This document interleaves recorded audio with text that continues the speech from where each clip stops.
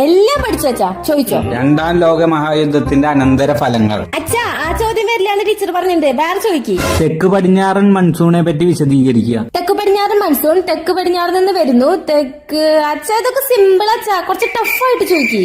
Nazism കൊണ്ട് ഉദ്ദേശിക്കുന്നത് എന്ത്?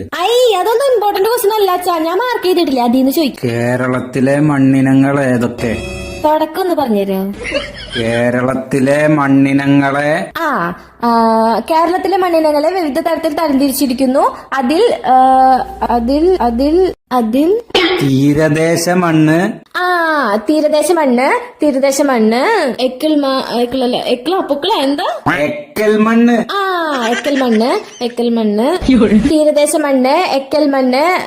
പിന്നെ നല്ലൊരു പേരുണ്ടായിരുന്നല്ലോ അച്ഛാ, ലാറ്ററൈറ്റ് മണ്ണ്. ലാറ്ററൈറ്റ് മണ്ണ്. പിന്നെ ഇപ്പൊ തന്നെ പഠിച്ചോളാം, ഇപ്പൊ കിട്ടും. ചുവന്ന മണ്ണ്.